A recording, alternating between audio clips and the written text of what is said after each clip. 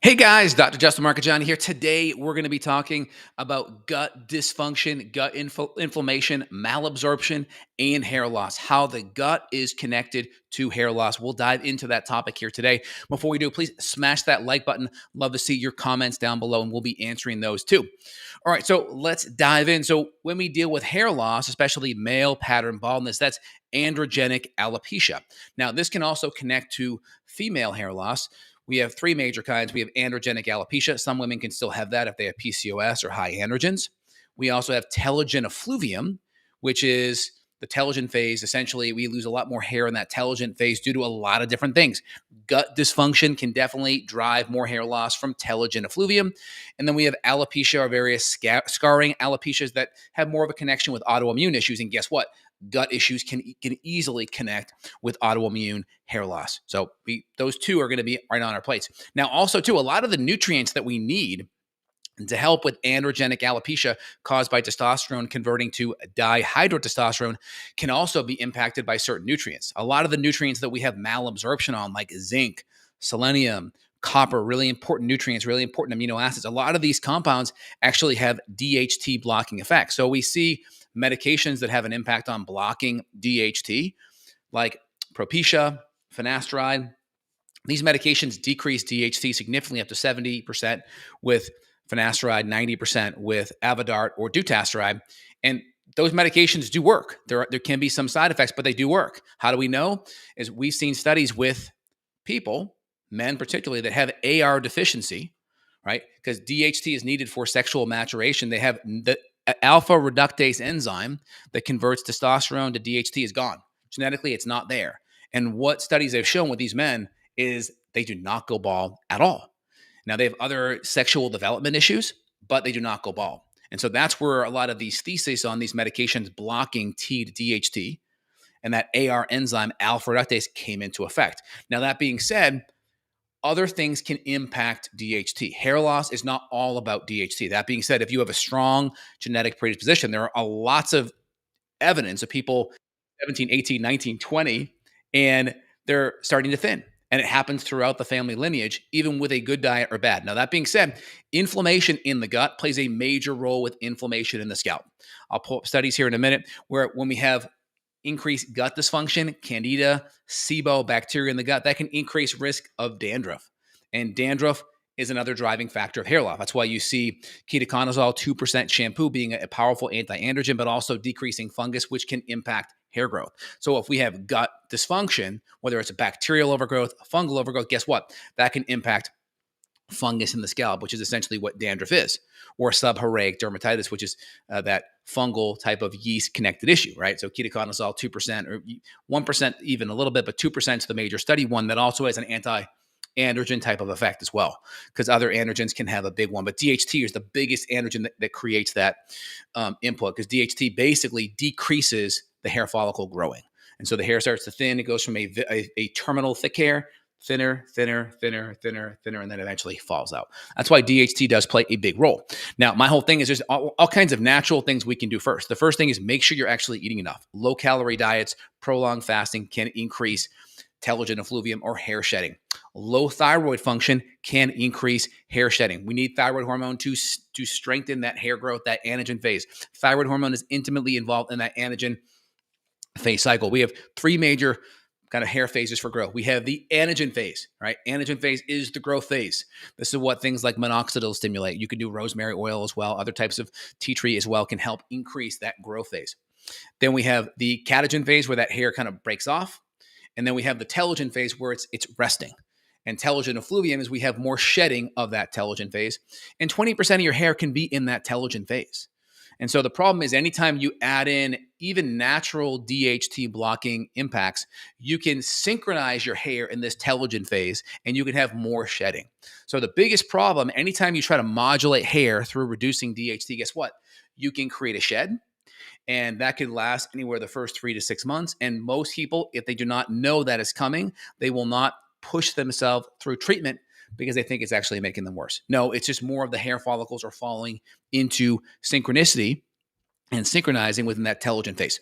So there are topical things. So the first thing is we want good diet. We want anti-inflammatory. That promotes good gut health. That produces good health a healthy brain and healthy blood flow to the scalp. We want to make sure we have adequate calories, and calories equal nutrients, because if we have good calories and they're whole food, nutrient dense, anti-inflammatory, good calories equal good nutrition.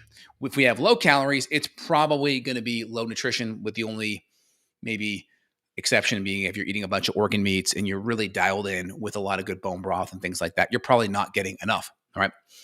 Next thing is we want to make sure we're getting zinc, selenium, very powerful. Copper. Copper is very important for the hair follicle color.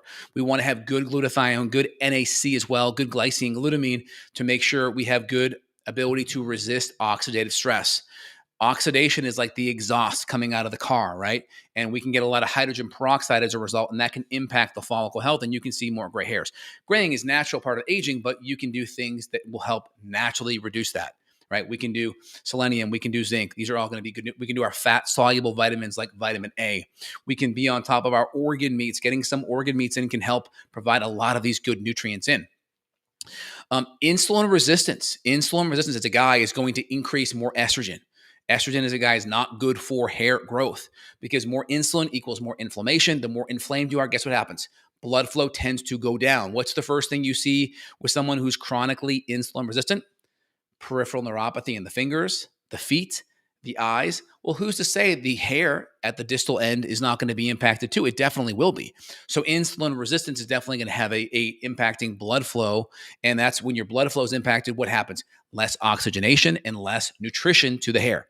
So a lot of our natural nutrients like copper, like zinc, and some of these plant-based nutrients like green tea, some of these polyphenols, EGCGs, some of these carotenoids, grapeseed extract, a lot of these things, guess what? They have natural DHT blocking effects. You can look at reishi mushroom, very powerful in vitro or in vivo for blocking DHT. So again, is it long enough?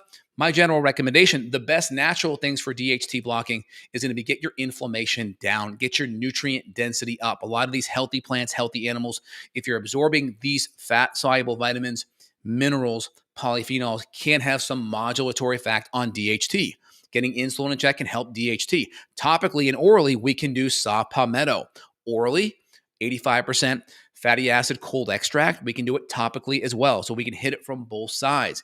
Now, some people, if they have a strong genetic component of androgenic alopecia, women can have it too if they have PCOS and they have elevated androgens. You may need a topical finasteride. A lower dose topical finasteride is a good thing at first. It's not bad. Side effects are mitigated. You don't get the systemic absorption. Typical dose is 1 milligram a day.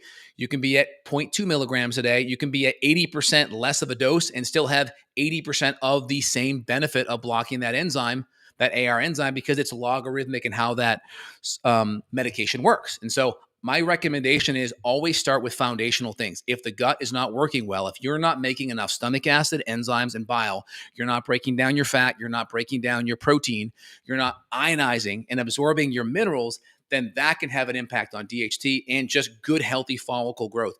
Your hair, it's made from keratin. Keratin is protein. So we want good collagen. We want bone broth.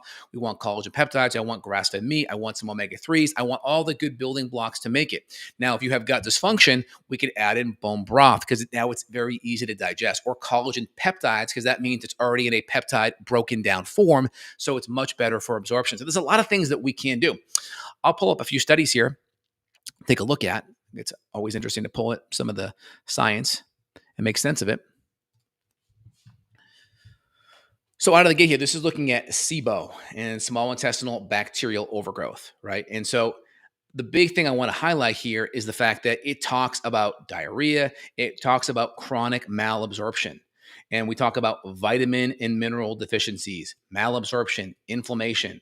This can cause scleroderma, celiac, obstruction. So basically, all of these nutrient deficiencies, we know in the data, things like zinc, things like selenium, play a major role with healthy hair growth. We know that.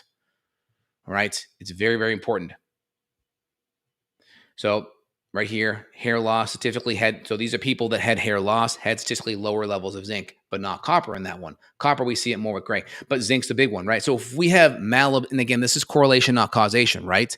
But in general, if we have zinc issues, play a key role in hair loss. If we have malabsorption with zinc, malabsorption of selenium, we know selenium plays a really important role with glutathione, plays a really important role with thyroid. If I go here into Google and type in hypothyroidism and hair loss, we're going to see all kinds of studies on that. I'll pull that up here in a second, right? So we know here, pull it up here real quick so you guys can see. Thyroid dysfunction increases hair issues, alopecia areata, telogen effluvium, right? These are the three most prevalent ones we talked about. So we know that thyroid plays a major role with thyroid hormone in that anagen growth phase of that hair. And so we know if we have less zinc, even copper is important for thyroid. If we have low selenium, if we have low glutathione, if we're not breaking down protein, our thyroid can be impacted. All right, that's really important. I talked about this one here, right? Low zinc plays a role in hair loss. Also right here, looking at this one too. Have you found significant aspects of probiotics promoting hair growth and having an anti-dandruff effect? So probiotics and healthy gut function and gut bacteria balance can impact hair loss. And again, these aren't double-blind placebo-controlled studies because there's not a lot of money to be made on some of these nutrients, some of these protocols helping patients. But there is some good, interesting corollary data. And I see it with my patients. We fix diet, we fix lifestyle, we get the gut working better, we get absorption better, and then we see improvements in hair. Now, that being said, if we have strong genetic androgenic alopecia, we may have to go to stronger DHT blocking compounds, supplements, nutrients, topical, oral, and then maybe even a medication if we need be. My whole thing is go in the order of priority, fix the root cause, fix the gut, fix the hormones, fix the thyroid, fix the nutrients, make sure the nutrients are coming in a higher enough level so we have the building blocks to make what we need to make. And then if we have to come in, be focused on the result. What do you want? I want my hair to get better and improve and optimize it. Great. Be open to using a medication if you need be. Just make sure everything else is under control. What you don't want to be is someone who's aromatizing their hormones, they're turning their testosterone to estrogen, they're inflamed, they're nutrient deficient, and then, hey, now we're going to jump on board with a Propecia or a finasteride without fixing everything else at the foundational level. The problem with a lot of these medications is their side effects, in my opinion, are overplayed. People talk about the side effects being worse than what they are. The data shows about 2%. Now, the reason why side effects go worse in these medications is when guys are losing hair. It can be with women too. Women can have it with low thyroid and they can have it with perimenopause to menopause, or they can have it with PCOS. So there's a connection there. But if guys are losing hair and they're given this medication and they're not given appropriate informed consent, most guys are not given informed consent when it comes to finasteride. And then when they have their synchronization of the telogen phase in month 3 through 6, and they have all this prolonged shedding, guess what happens?